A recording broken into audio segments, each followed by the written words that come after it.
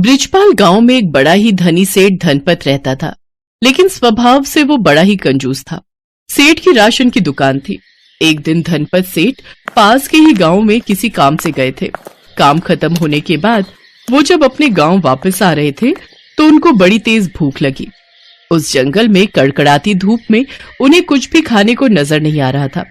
तभी कुछ दूर चलने पर उन्हें आम के पेड़ पर बहुत सारे आम लगे दिखाई दिए। भूख में वो जल्दी से पेड़ पर चढ़ गए। भूखे पेट तो उनको वो ऊंचे पेड़ भी छोटे ही दिखाई दिए। पेड़ पर चढ़कर उसने पेट भरने तक ढेरों आम खाए, लेकिन जब उनका पेट भर गया और वो नीचे की तरफ देखने लगे तो उनको चक्कर आ गए। हे भगवान, मैं कब इस पेड़ पर आकर बैठ गया, मुझे तो पता ही नहीं चला। फिर वो डर भगाने के लिए राम नाम जपने लगे।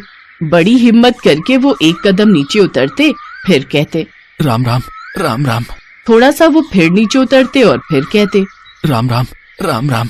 फिर जैसे ही उन्होंने तीसरा कदम नीचे रखा, उनका पैर फिसलने लगा और उन्होंने झट से कहा मरा मरा मरा मरा। फिर सेठ धनपत ने भगवान शिव को याद करते हुए कहा, हे भगवान, भूख में मैं कब नीचे से ऊंचाई पर आ गया, मुझे तो पता ही नहीं चला। अब मुझे आप जल्दी से नीचे उतारिए प्रभु, मुझे तो ऊंचाई से बहुत ही डर लगता है। अब आप मुझे नीचे उतारिए, या फिर मुझे इतनी हिम्मत दीजिए कि मैं खुद ही नीचे उतर सकूं। फिर वो थोड़ा नीचे उतरा और कहने लगा, भोलेनाथ, अगर आपने मुझे नीचे उतरने में मदद की तो मैं आपके मंदिर में जाकर पूरे 100 नारियल मंदिर में चढ़ाऊंगा। फिर थोड़ा और नीचे आकर बोले, हे भोलेनाथ, अगर आपने मुझे नीचे उतरने में मदद की तो पूरे 50 नारियल आकर मैं मंदिर में चढ़ाऊंगा। इस तरह वो थोड़ा और नीचे उतर गया और फिर कहने लगा, हे भगवान, मुझे बस थोड़ा सा और नीचे उतार दो, मैं पूरे 10 नारियल मंदिर में चढ़ाऊंगा। साथ ही 5 ब्राह्मणों को घर बुलाकर 56 भोग उन्हें खिलाऊंगा। फिर जब जमीन से सिर्फ जरा सी दूरी रह गई तो वो कहने लगा, भोलेनाथ, मुझे अब सुरक्षित जमीन पर उतार दो, तो आपके मंदिर में आकर 1 नारियल और 1 ब्राह्मण को सात्विक भोजन कराऊंगा। धरती पर जब ये सब हो रहा था तो ऊपर कैलाश में बैठे भोलेनाथ ये सब देख रहे थे। वहीं उनके साथ नारद मुनि भी थे। उन्होंने भोलेनाथ से कहा, नारायण नारायण। हे भोलेनाथ, ये सेठ धनपत तो कितना बड़ा स्वार्थी है। जैसे ही उसके जीवन में उसकी समस्याओं का स्तर बड़ा होता है वो नीचे झुक जाता है, और जैसे ही उसकी समस्याओं का स्तर घटता है तो वो उतना ही अड़ियल बन जाता है। और कंजूसियत की तो सारी सीमाएं ही पार कर दी उसने, भोलेनाथ तक को नहीं छोड़ा।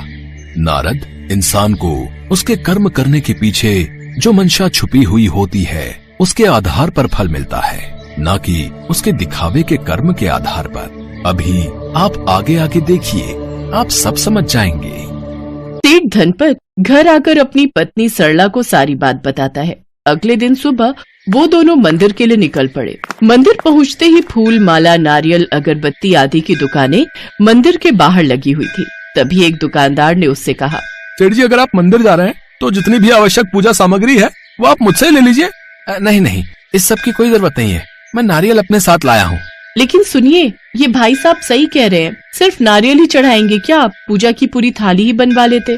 तुम चुप रहो, मैंने भोलेनाथ को सिर्फ 1 नारियल और 1 ब्राह्मण को भोज कराने को कहा था। अगर उससे ज्यादा चढ़ाएंगे तो भोलेनाथ तो हमसे नाराज हो जाएंगे। इसके बाद वो दोनों मंदिर के अंदर जाते हैं, जहाँ पहुंचकर सेठ वो नारियल पंडित को देता है और कहता है, पंडित जी, इस नारियल को शिव जी के चरणों में फोड़कर नारियल आप मुझे वापस कर दो। पंडित को समझते देर नहीं लगी कि देखने से तो ये बड़ा ही अमीर मालूम होता है, लेकिन है 1 नंबर का कंजूस आदमी। पंडित जी इसी सोच में डूबे ही हुए थे कि तभी सेठ धनपत ने पंडित जी से कहा, पंडित जी, कृपा करके आप कल मेरे घर पर भोजन के लिए पधारें। जो 1 नारियल को भगवान पर चढ़ाकर वापस ले ले, भला वो 1 ब्राह्मण को क्या भोज खिलाएगा। वैसे आप कितना खाना खाते हैं पंडित जी? बस थोड़े से चावल, 2 रोटियां, 1 गिलास दूध और हाँ 1-2 फल, बस इतना ही। ये सुनकर सेठ धनपत बहुत खुश हुआ कि चलो ज्यादा खर्चा नहीं आएगा, थोड़ा पैसा लगाकर काम बन जाएगा। धनपत अपनी पत्नी सरला को लेकर वहाँ से चला गया। अगले दिन पंडित जी उनके घर पधारे। प्रणाम पंडित जी, आइए आइए। अरे सरला, पंडित जी आ गए हैं, उन्हें भोजन परोस दो। सरला ने थाली पंडित जी के आगे परोस दी। पंडित जी हाथ धोकर खाने के लिए बैठे। पहले उन्होंने प्रभु को प्रणाम किया और फिर पहला निवाला उनको परोस दिया। उसके बाद खुद खाने लगे। जैसे ही उन्होंने 2 रोटियां खाई तो सरला ने पंडित जी से पूछा, पंडित जी और रोटी ले आऊं? अरे सरला, क्यों तुम पंडित जी का पेट खराब करने पर तुली हुई हो? कल ही तो उन्होंने कहा था कि उनका पेट 2 रोटियों में भर जाता है, फिर क्यों जबरदस्ती कर रही हो? बेचारे पंडित जी का और रोटी खाने का मन तो था, लेकिन धनपत की बात सुनकर वो और रोटी न ले सके। भोजन के बाद सरला सेब और केला लेकर आई और पंडित जी को खाने को दिया तो उसने पूछा, पंडित जी कुछ और फल भी लेकर आऊं? अरे नहीं नहीं सरला, ये तुम क्या कर रही हो? तुम भूल गई क्या? कल पंडित जी ने कहा था कि वो केवल 2 फल ही खाते हैं। इसके बाद सरला दूध का गिलास पंडित को देती है। दूध पीने के बाद पंडित जी उन दोनों को दुआएं देकर वहां से चले जाते हैं। हालांकि पंडित ने वहां आधा पेट ही भोजन किया था। ऊपर कैलाश में बैठकर नारद जी और भगवान शिव जी ये सब देख रहे थे। तभी नारद बोले, नारायण नारायण, हे भोलेनाथ, इस धनपत सेठ की कंजूसी की तो कोई हद नहीं है। कमाने को तो ये बहुत कमाते हैं, लेकिन वो सब सिर्फ अपनी तिजोरियों में ही जमा करके रखते हैं। किसी को भरपेट भोजन करवाने तक की हिम्मत इनमें नहीं है। न ही वो कभी किसी भूखे को खाना खिलाते हैं, न भिखारियों में दान करता है और न ही कभी मंदिरों में चढ़ावा चढ़ाता है। अच्छे के साथ अच्छा और बुरे के साथ बुरा होता है, ये तो मैंने सुना है। लेकिन आज तो मैं भी इस कंजूस सेठ को इसके कर्मों का फल मिलते देखना चाहता हूँ। ये तो संसार का नियम है, जो जैसा करेगा वो वैसा भरेगा। ऐसे ही कुछ दिन बीत गए। फिर एक दिन जब सेठ धनपत अपनी दुकान के लिए निकले तो साधु के वेश में डाकू राका आया और वो सेठ धनपत की दहलीज पर आकर भिक्षा मांगने लगा। जो दे उसका भला, जो न दे उसका भी भला। तभी सरला बाहर आई और कहने लगी, साधु महाराज, मैं कई सालों से अपनी सूनी गोद लिए घूम रही हूँ। मेरा ये घर नन्ही किलकारियों से वंचित है। हमने सभी उपाय कर लिए, लेकिन अभी तक कोई लाभ नहीं हुआ। आप ही कोई रास्ता दिखाए महाराज। आपको 5 किलो सोना, 2 किलो चांदी और साल भर का राशन किसी साधु को दान करना होगा, तभी आपको फल मिलेगा।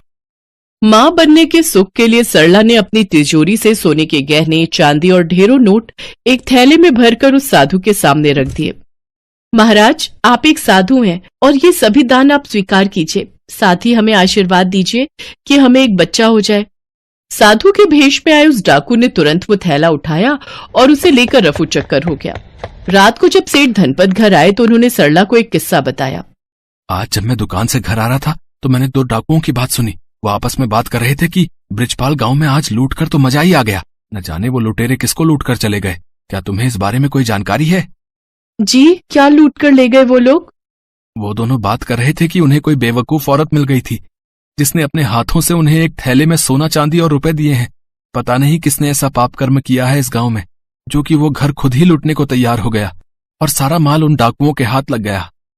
सुनिए जी, वो डाकू और किसी का नहीं बल्कि अपना ही घर लूट कर ले गए हैं।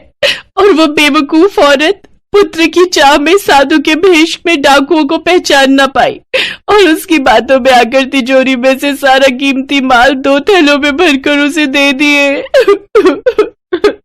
अपनी पत्नी के मुंह से ये सब बातें सुनकर धनपत के होश उड़ गए और वो सोफे पर अपना सिर पकड़कर बैठ गया। कैलाश में नारद और शिव जी ये सब देख रहे थे। तभी नारद जी ने हंसते हुए कहा, भोलेनाथ जी की जय हो। आज मैंने देख लिया, जैसे को तैसा ही मिलता है। जो जैसा करेगा वो वैसा भरेगा। इस कहानी से हमें सीख मिलती है कि हमें कंजूसी छोड़कर अपनी कमाई का कुछ हिस्सा दान पुण्य में भी लगाना चाहिए।